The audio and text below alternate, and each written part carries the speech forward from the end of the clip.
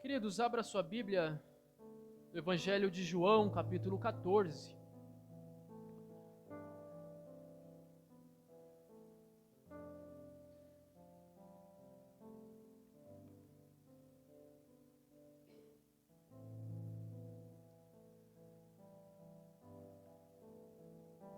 Na verdade, teologicamente falando, o Evangelho do nosso Senhor Jesus Cristo, segundo João, ou contado por João, mas que é a mesma coisa do Evangelho de João, capítulo 14.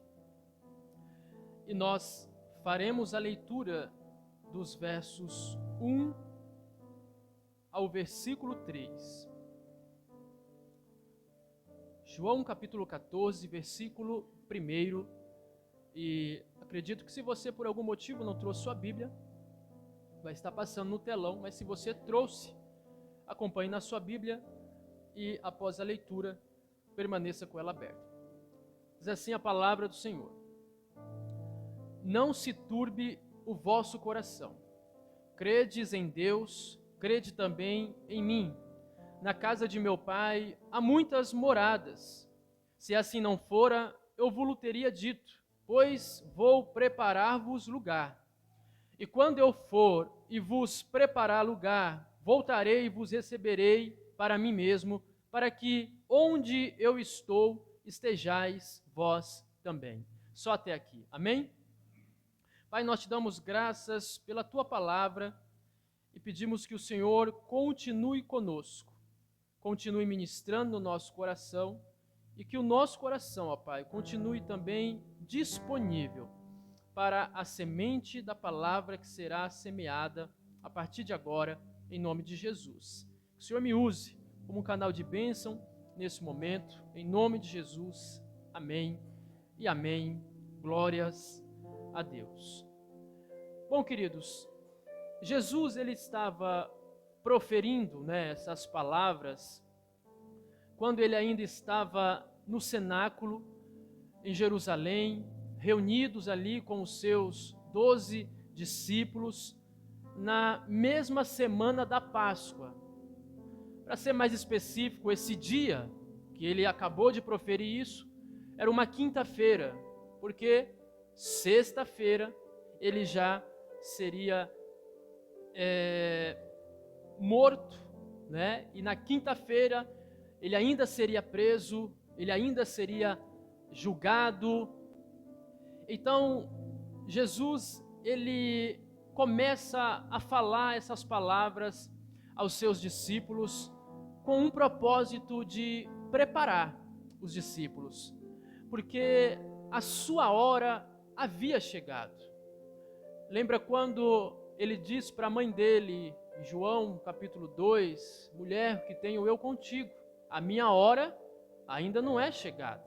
Então, nesse momento que Jesus já fala aos discípulos, em João 14, a sua hora era chegada. E os discípulos ficaram com medo, os discípulos ficaram assustados com tudo o que o Senhor Jesus Cristo estava falando com eles, que não começa no capítulo 14, mas começa no capítulo anterior, quando o Senhor Jesus Cristo, então, pede para um dos seus discípulos preparar ali a mesa no cenáculo. Então o Senhor Jesus Cristo chega, senta juntamente com os seus discípulos. Como não tinha nenhum servo para lavar os pés dos discípulos, Jesus mesmo se levanta da mesa, pega uma toalha, pega uma bacia e começa então a lavar ali os pés dos discípulos no momento da ceia. Jesus ainda diz, depois de ter feito esse ato de humildade, mostrando de fato que ele não veio para ser servido, mas também para servir. Então, ele, depois de ter feito isso, no momento da ceia, ele começa a dizer que um daqueles 12 discípulos iriam trair ele. E ainda em João 13, a partir do versículo 34, ele disse que ele iria para um lugar onde esses discípulos não poderiam ir, pelo menos naquele momento. E então Pedro começa também a ficar assustado e diz: mas mestre, eu irei contigo para todo lugar, não importa nem se for para a própria morte. E Jesus, além de já ter dito que um deles iria trair, que ele precisaria ir para um lugar que naquele momento os discípulos não poderiam ir, ele ainda diz para Pedro que naquela mesma noite Pedro iria negar ele por 3 vezes. Então, o coração dos discípulos estavam turbados, estavam perturbados, estavam apavorados, estavam desesperados. E o propósito de Jesus, nesses versículos de João 14, do 1 ao 3, foi exatamente tranquilizar, acalmar os corações desesperados dos seus discípulos. Não diferente deles, irmãos, somos também cada um de nós. Porque por conta de algumas notícias, por conta de tragédias que não só acontecem conosco, mas tragédias que nós acompanhamos até mesmo pela televisão, pelos jornais, conflitos que muitos de nós temos dentro da própria família, conflitos familiares entre pais e filhos, filhos e pais, crises que nós também vivemos, seja uma crise conjugal, de um casamento que precisa de uma restauração, de um casamento que parece que vai terminar, até mesmo de crises financeiras, a porta de emprego que não abre, as contas batendo na porta, ou seja, tantos assuntos e muitas outras situações podem de fato também nos deixar desesperados. No momento que tudo isso ocorre, ou no momento que temos o conhecimento de tudo isso.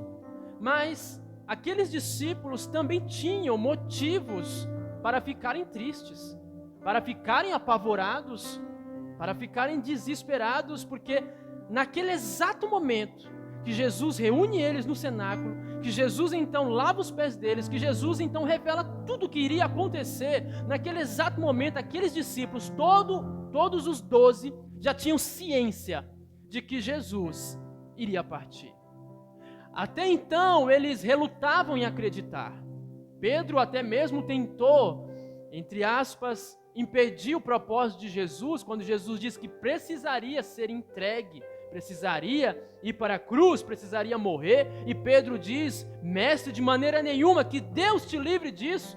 E a parte que Jesus diz: para trás de mim, Satanás, porque não cogita das coisas do reino. Ou seja, eles, certo momento, não estavam botando uma fé que de fato Jesus precisaria morrer, mas nesse momento, do capítulo 13 até o 14, eles estão cá em si: Jesus vai morrer, Jesus vai partir. E eles então começam a perceber de que não veriam mais Jesus, não andariam mais fisicamente com Jesus. Eles eram tão apegados a Jesus que o desespero bateu no coração deles e eles não conseguiriam mais imaginar a vida deles sem a presença física de Jesus. É nesse cenário, ou é com esse cenário, que Jesus olha para os seus discípulos e diz: não se turbe o vosso coração. Não fiquem desesperados. Essa fala de Jesus foi dada aos discípulos naquela época, mais de 2000 anos atrás. Essa fala de Jesus, ela também é dada aos discípulos de hoje em dia. Essa fala de Jesus é dada a mim e é dada a você. Não perturbe o vosso coração. Não fiquem preocupados com o que há de vir. Não fiquem com medo. Não fiquem tristes. Não fiquem desesperados. Foi a fala de Jesus para eles, é a fala de Jesus para nós. Porque dia após dia nós temos a tendência de nos desesperar com as situações da vida ou o nosso cotidiano. Mas Jesus, quando disse isso para os discípulos, ele também deu ali razões para que os discípulos não fossem vencidos pelo desespero. E dentro desses 3 versículos nós vamos enxergar quais foram as razões, quais foram os motivos que o Senhor Jesus usou para que eles não fossem vencidos pelo desespero. Então, a primeira razão que Jesus diz para eles, que eles não deveriam ser vencidos pelo desespero, é porque eles poderiam confiar em Jesus. A confiança deles deveriam estar em Jesus. Olha aí o que diz no versículo 1, que foi o primeiro mesmo que nós, que iniciou aí a nossa leitura. Não se turbe o vosso coração, credes em Deus e crede também em mim, disse Jesus. Então, Jesus está falando para eles, assim como vocês creram em Deus, tenham a mesma confiança em mim. O Evangelho de João tem alguns propósitos, e um dos propósitos desse Evangelho é provar que Jesus era Deus. É nesse Evangelho que você vai ver mais declarações de Jesus dizendo: eu sou o pão da vida, eu sou a porta das ovelhas, eu sou o caminho. Então é nesse Evangelho que você vai ver muitas declarações de Jesus com esse termo eu sou, porque esse Evangelho tem um propósito, ou um dos propósitos, de provar que Jesus era Deus. Quando Jesus diz para os discípulos: credes em Deus e credes também em mim, Jesus está se igualando a Deus. Sendo assim, Jesus é Deus. Ele diz: credes em Deus e também em mim. Ele está falando para os seus discípulos: eu sou Deus, então pode confiar em mim, pode crer em mim. Não precisa andar desesperado, não precisa ficar preocupado, não precisa ter medo, disse Jesus. Creia em mim. Então, meu irmão, eu sei que o medo bate na porta do coração de muita gente, e ele vai continuar batendo, mas sempre que o medo bater, sempre que a angústia bater, sempre que a aflição bater, sempre que o desespero bater, a orientação de Jesus para mim e para você é: confie nele, creia nele, confie e creia em Deus, confie e creia em nosso Senhor Jesus Cristo. Irmãos, na hora da crise, os nossos olhos precisam estar sempre fixos em Jesus. Por vezes nós desviamos os nossos olhares de Cristo e olhamos para a crise, olhamos para o problema, olhamos para a conta que está alta para pagar, olhamos para a conta do banco que está negativo, olhamos para a despensa que não tem o que comer, olhamos para as aflições da vida e nos esquecemos de fixar os nossos olhos no Senhor Jesus Cristo. Então, na hora da crise, nós precisamos fixar nosso olhar em Jesus Cristo. Quando os discípulos estavam enfrentando uma das tempestades, que Jesus diz: podem ir na frente que eu vou depois. Eles então enfrentam uma tempestade, o mar estava revolto, a visão deles estava turva, era uma tempestade muito violenta, porque a Bíblia diz que essa tempestade, que vai constar lá em Mateus 14, foi na 4ª vigília da noite. Isso significa que seria entre 3 às 6 da manhã, é o horário onde o mar fica mais revoltado quando tem esse tipo de tempestade. Então, eles estavam nesse cenário, e eles veem então Jesus andando sobre as águas. Eles ainda não sabem que é Jesus, a visão está turva, a visão está embaçada pela chuva, pela tempestade. Eles ficam com medo, eles gritam, mas Jesus diz: não temais, sou eu. E então Pedro, ele vai dizer: mestre, se é o Senhor, então me faça ir até onde o Senhor está. E aí Jesus então vai falar para Pedro: vem. E a Bíblia diz então que Pedro, descendo do barco, ou seja, o lugar mais seguro naquele momento era o barco, embora estava no meio de uma tempestade, Pedro, ele sai do barco e ele então começa a andar sobre as águas. A tempestade não parou enquanto ele estava andando sobre as águas. A tempestade continuava. A violência do mar, a violência da chuva, a violência do vento. Mas Pedro sai do barco, anda sobre as águas, olhando para Jesus. A Bíblia diz em Mateus 14:30 que Pedro, reparando, porém, na força do vento, teve medo. E começando a submergir, gritou então: Mestre, salva-me. A distância dele para Jesus não era muito longa, porque o texto vai dizer que quando ele começa a afundar, Jesus estica o braço apenas e já puxa ele de volta para a superfície. Então, ele andou um bom tempo por cima das águas. Ele andou um bom tempo olhando para Jesus. Ele andou um bom tempo fixando os olhos dele em Jesus. Mas quando ele para de olhar para Jesus, quando ele repara na força do vento, quando ele repara naquela tempestade, então a fé dele começa a diminuir. A fé diminui quando nós paramos de olhar para Jesus e olhamos mais para a crise, olhamos mais para o problema, olhamos mais para a situação difícil, olhamos mais para a dificuldade que estamos passando. E quando nós olhamos mais para tudo isso, a nossa fé vai diminuindo. Isso acontece, ou o que pode acontecer? Nós afundamos, ou então nos rendemos à tempestade. A fé, que é a ferramenta que nos leva a crer, ela só tem sucesso quando nós olhamos para Jesus. Quando paramos de olhar para o Senhor Jesus. E o que seria parar de olhar para Jesus? Deixar de crer nele, deixar de confiar nele, deixar de acreditar que ele está no controle de todas as coisas. Ah, pastor, minha família está bagunçada, ele está no controle da sua família. Ah, pastor, meu casamento está por um fio, ele está no controle do seu casamento.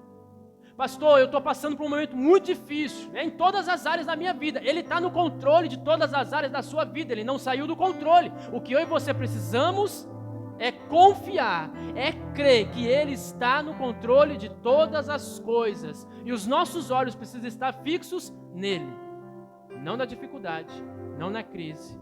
Porque senão o desespero vai bater. E Jesus está dizendo para mim e para você, não há motivos para andarmos desesperados. Creia em Deus e creia também em mim. Queridos, Paulo, na direção do martírio, já prestes a morrer, 2 Timóteo 1,12, ele vai dizer para Timóteo: mas eu sei em quem tenho crido. Parece uma fala semelhante à de Jó. Bem sei eu que o meu Redentor vive. Qual era a situação de Jó? Ele estava enfermo, tinha perdido a família, perdido a prosperidade. E ainda tinha amigos do lado dele que estavam pensando que estava ajudando, quando na verdade estava atrapalhando. Ele estava no momento de desespero. E ele estava olhando um bom tempo para o desespero. Mas ele chega um momento e para de olhar para o desespero. Ele começa a lembrar de Deus. Ele começa a confiar em Deus. Então ele declara: bem sei eu que o meu Redentor vive. Queridos, Paulo vai dizer em Romanos 8,18: porque para mim, tenho por certo que os sofrimentos do tempo presente não podem ser comparados com a glória a ser reveladas em nós. Tudo que você está passando, tudo que você já passou, nada será comparado com a glória de Deus que será revelada na minha vida e na sua vida. Por favor, diga amém. Por quê? Porque Ele é maior do que os seus problemas, Ele é maior do que as suas lutas, Ele é maior do que as suas angústias, Ele é maior do que a crise que você está passando, Ele é maior do que a dificuldade que você está passando, Ele é maior que tudo e que todos. Por isso, não precisamos andar desesperados. O que precisamos fazer? Creia em Deus e creia também em Jesus Cristo. Então Jesus está falando para os seus discípulos que dali para frente, ou dali em diante, eles iriam passar por situações muito difíceis. Porque Jesus iria para o Pai. Tinha que passar primeiro pela cruz. Então, em outras palavras, Jesus estava falando para os discípulos naquele cenáculo: vocês vão passar por perseguições, vai ter prisões. E digo mais, vai ter martírio. vocês vão morrer por minha causa ou por causa do meu nome. Mas não precisa se desesperar. Não precisa ficar amedrontados. Credes em Deus e credes também em mim. Foi o que Jesus disse para os seus discípulos. Então esse foi o primeiro motivo que Jesus deu a eles para eles não andarem desesperados. Mas o Senhor Jesus também deu mais um motivo. E eles não deveriam andar desesperados, por quê? Porque naquele mundo eles seriam peregrinos, mas o céu seria o lar deles. E é claro que isso também pode ser aplicado para mim e para você. Então por que eu e você não devemos andar desesperados? Porque nesse mundo nós somos peregrinos, mas o céu é o nosso lar. Olha o que Jesus diz no versículo 2. Na casa do meu Pai há muitas moradas. Se assim não fora, eu não vos teria dito, pois vou preparar-vos lugar. Então, irmãos, a ideia aqui nos faz pensar que Jesus ele está fazendo ali um bico de pedreiro e ele está construindo umas casas para nós. Só que na verdade essas casas já estão prontas. O que não temos ou que não tínhamos ainda era o acesso a essas casas. Jesus, quando diz eu vou preparar, ele está dizendo eu preciso liberar a passagem de vocês. Eu preciso liberar o acesso de vocês. E como que eu libero? Pela cruz, pela morte, rasgando, fazendo-se com que o véu se rasgue. É desta forma que eu vou preparar-vos lugar. Então tudo já estava pronto, só não tinha ainda a passagem, só não tinha ainda o caminho, que seria a redenção do nosso Senhor Jesus Cristo. Mas Jesus diz isso para esses discípulos com um propósito. E qual era o propósito? Por mais que na terra vocês passem por algumas situações difíceis, não permita que essas situações tirem a esperança de vocês um dia morarem no alto, no céu, na casa do meu Pai. Porque, às vezes, por passarmos situações na terra, nós nos esquecemos que o nosso destino final não é essa terra. Tudo dessa terra, por mais triste que seja, ou até por mais alegre que seja, por mais difícil que seja, ou até por mais glorioso que seja, vai passar. E eu e você somos peregrinos aqui. Nós não podemos nos apegar a tal modo de perder o foco, de que o foco não é aqui. O foco é na morada que Jesus está preparando, na casa do Pai, ou seja, no céu. Irmãos, eu vou te dar um exemplo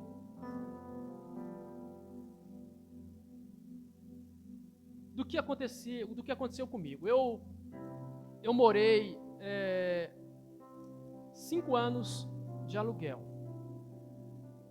E eu sempre falei com a minha esposa, desde que nós nos casamos, que a minha meta era morar 5 anos de aluguel. Eu não queria ficar dependendo muito tempo do aluguel.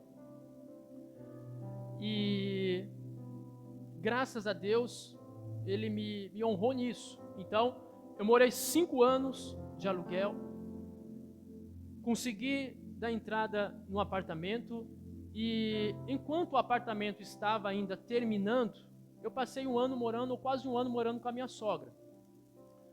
E então, a partir do momento que o apartamento ficou pronto, ainda tinha uma liberação, a prefeitura tinha que ir lá fazer a vistoria para depois liberar as chaves. Então, assim que tudo isso aconteceu, eu e minha esposa, nós fomos para o nosso apartamento, que não tinha nada na época. Hoje, pelo menos, tem quase nada, né? Mas ainda falta muita coisa ainda, mas graças a Deus já não é mais como antes. Mas sabe quando você mora de aluguel? Porque isso acontecia comigo, eu morava de aluguel e eu vi algumas coisas acontecendo na casa, só que sempre que eu pensava em arrumar, eu sabia que aquilo ia ficar para o proprietário, não para mim. Então eu tentava em algumas situações negociar com o proprietário. Se eu fazer isso, você reduz um pouco o aluguel. Algumas coisas ele cedia, outras coisas ele não cedia. Mas tudo que eu fiz, ficou lá. Quando eu cheguei lá não tinha piso, eu coloquei piso, fiz umas outras coisas, negociei, mas está tudo lá, não levei nenhuma lajota para minha casa, está tudo lá. Mas quando eu morava de aluguel, eu tinha essa meta, esse objetivo, eu preciso conquistar algo para mim. Eu preciso ter uma casa própria e, na verdade, eu sempre quis, né, um apartamento. E eu batalhava, eu me esforçava, minha esposa na época, quando trabalhava e também nos ajudava, então a gente tinha esse objetivo, que era conquistar algo que era nosso. Porque ali não era o nosso destino final, ali era algo provisório.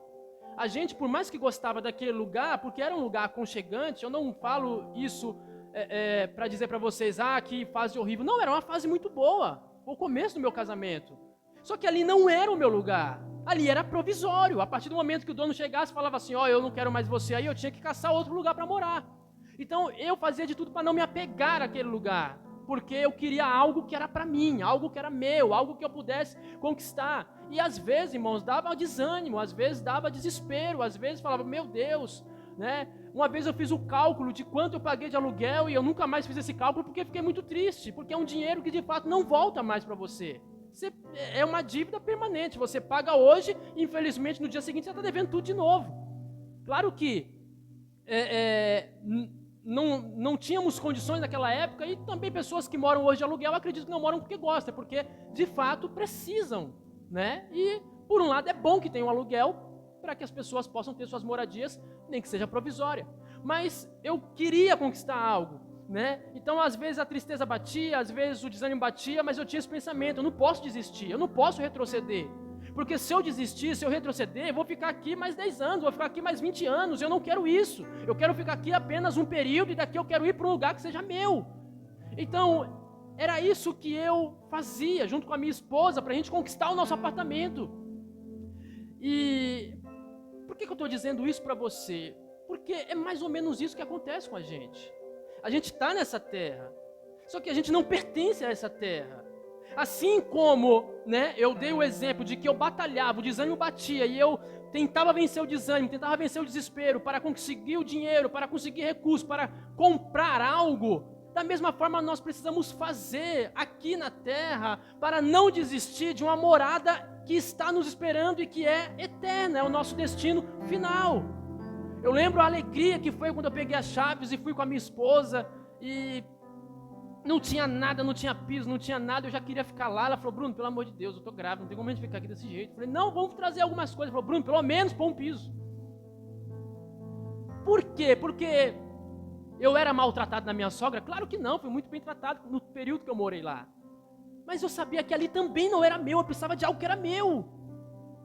E foi uma alegria, as coisas foram acontecendo, estão acontecendo progressivamente. E lá pode não ser meu destino final, porque às vezes a gente é assim, a gente conquista algo e já pensa, não, agora eu quero algo um pouquinho melhor. Mas eu sou feliz ali, eu falo, Deus, obrigado. Eu estou no lugar que eu gostaria, lutei e o Senhor me abençoou por isso. Então eu e você precisamos ter essa mentalidade no que diz respeito à nossa morada eterna. Porque muita gente vive a vida aqui nessa terra como se tudo fosse acabar nessa terra, mas não vai, irmão. Quando a morte chegar, uma nova história vai acontecer, vai começar, que é uma eternidade ao lado de Deus.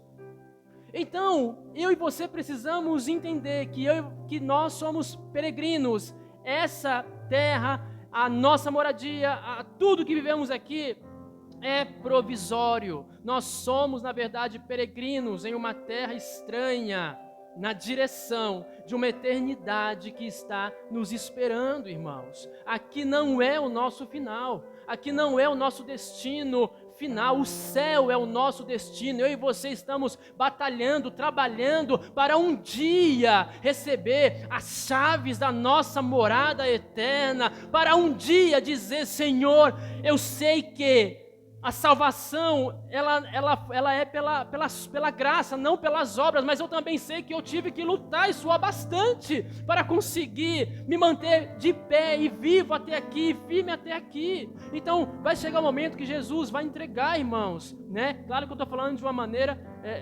figurada, que ele vai entregar a chave da sua moradia, vai falar: chega de viver num lugar estranho, chega de viver num lugar provisório, está ali a sua morada, o seu condomínio, o seu novo destino, o seu novo endereço. Vai chegar esse dia e eu e você precisamos estar firmes para não esmorecermos, para não nos desesperarmos. Então, aqui não é o nosso final, o céu é o nosso destino, o céu é a nossa pátria, e o céu é a nossa origem. O céu é de fato a casa do Pai, porque Jesus diz: estou preparando morada na casa do meu Pai, ou no lugar que meu Pai habita. Nós somos peregrinos em uma terra estranha, na direção de uma morada eterna. Sabe o que Billy Graham dizia? A minha casa está nos céus, eu estou apenas viajando por esse mundo. É por isso que ele também declarou: quando eu morrer, eu estarei apenas voltando para casa. Então, irmãos, o céu é o lugar onde estaremos todos juntos, todos os filhos de Deus juntos. E nós vamos nos conhecer no céu, irmãos. Nós vamos nos lembrar uns dos outros no céu. Você pertence à família de Deus, sim ou não? Deus é seu pai, sim ou não? Então, na família todo mundo se conhece. Não existe um irmão estranho. Opa, peraí, nunca te vi? Não, todo mundo vai se conhecer. Todo mundo vai se lembrar. O que vai acontecer é que a nossa memória vai ser configurada por Deus. Ou seja, só vamos nos lembrar das coisas boas. Não vamos nos lembrar das coisas ruins. Imagina você estar no céu e falar: poxa, o fulano que eu gostava tanto não está aqui. Nossa, que tristeza. Então a Bíblia está se contradizendo, porque ela vai dizer em Apocalipse que o céu é um lugar onde não haverá tristeza. Sendo assim, não terá pensamentos tristes, não terá lembranças tristes, mas vai ter muita lembrança boa. Irmãos, o melhor do céu não é o lugar, o melhor do céu é quem vai estar lá. Além dos patriarcas, além dos apóstolos, além de todos aqueles que nós estudamos e aprendemos, vai ter um lá, com os cabelos brancos como a neve, com os olhos parecido com chamas de fogo, com a voz que é como voz de muitas águas. Ou seja, o céu é o lugar de plena comunhão com Jesus. Irmãos, no céu, eu e você veremos Jesus, não como um espelho, não como um reflexo, não como uma sombra. Eu e você veremos Jesus face a face. Eu e você abraçaremos Jesus. Então, o céu já é bom, melhor é quem está lá e está nos esperando. Paulo vai dizer em Colossenses 3, 1 e 2 o seguinte: ele vai dizer: portanto, se fortes ressuscitados juntamente com Cristo, buscais as coisas lá do alto, onde Cristo vive, assentado à direita de Deus. Pensai nas coisas lá do alto, não nas coisas aqui da terra. O que esse texto está nos mostrando, irmãos, é que quando nós pensamos nas coisas do alto, quando nós pensamos nas coisas do céu, na nossa eternidade, na nossa morada, isso enche o nosso coração de esperança. E enchendo o nosso coração de esperança, todo desespero é lançado fora, todo medo é lançado fora, toda preocupação desnecessária é lançada fora. É por isso que Paulo aconselha: não pense nas coisas da terra, não se esforce ou coloque a sua energia nas coisas da terra. Comece a pensar onde você vai morar quando Jesus voltar. Comece a pensar nas companhias que você vai ter lá na sua morada celestial. Por isso que Jesus disse que os discípulos não tinham motivos para estarem desesperados, porque o céu é o lar deles e é também o nosso céu. Em outras palavras, Jesus estava dizendo para os discípulos, a solução, não só para os discípulos, mas para nós também, a solução de Jesus para o desespero, irmãos, é o céu. A solução para os nossos problemas é o céu. A solução para o sofrimento é o céu. A solução para qualquer tipo de tribulação é o céu. Não coloque a sua energia nas coisas da terra. Comece a pensar naquilo que é do alto, naquilo que é do céu. Agora, em terceiro e último lugar, por que os discípulos não precisariam estar desesperados? porque Jesus voltaria para buscá-los. Olha o que diz o versículo 3. E quando eu for vos preparar lugar, voltarei e vos receberei para mim mesmo, para que onde eu estou, estejais vós também. Irmãos, essa é a melhor promessa. Deus pode ter te prometido um ministério, Deus pode ter te prometido um chamado, Deus pode ter te prometido um casamento abençoado, Deus pode ter te prometido uma prosperidade nessa terra, mas nada se compara com essa promessa. Eu vou voltar para buscar vocês. Nada é incomparável a isso, irmãos. Nada se compara com essa verdade que vai fechar a história. Estamos no meio da história, partindo para o final. E qual é o fechamento da história? Jesus Cristo voltando para buscar a sua igreja para a morada eterna. Então, irmãos, Ele voltará para nos buscar, e isso é motivo suficiente para não andarmos desesperados. Ele não nos deixaria órfãos, porque Ele disse que deixaria o seu Espírito conosco. Ele precisaria ir para o Espírito vir. Mas chegará o dia que Ele mesmo virá. Não como um Espírito, não como um anjo. Ele virá pessoalmente. Ele não vai enviar um embaixador, um representante dele. Ele não vai enviar um anjo. Ele virá pessoalmente. Ele virá fisicamente. Ele virá visivelmente, porque todo olho o verá. Ele virá inesperadamente, porque a Bíblia diz que Ele virá como um ladrão de noite. Ele virá repentinamente, porque assim como um raio brilha no céu rápido, assim no piscar de olhos, no abrir e fechar de olhos, Jesus virá repentinamente. Ele virá gloriosamente, vitoriosamente, poderosamente. Irmãos, ninguém pode mudar essa agenda de Deus. Ninguém pode mudar o fato de que Jesus prometeu que iria vir, e Ele virá, certamente. Ele virá poderosamente, gloriosamente. Ele virá para nos buscar, irmãos.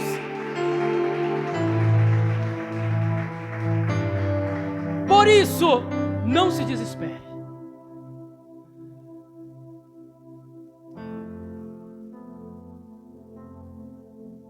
Não se desespere. Não se turbe o vosso coração. Por que, Jesus? Porque você tem em quem confiar. Porque nele você pode confiar. Não se turbe o vosso coração. Por que, Jesus? Porque aqui não é o seu destino final. O céu é o seu destino final. Não se turbe o vosso coração. Por que, Jesus? Porque Ele disse: eu voltarei para vos buscar. Eu quero concluir essa mensagem. Fique de pé em nome de Jesus.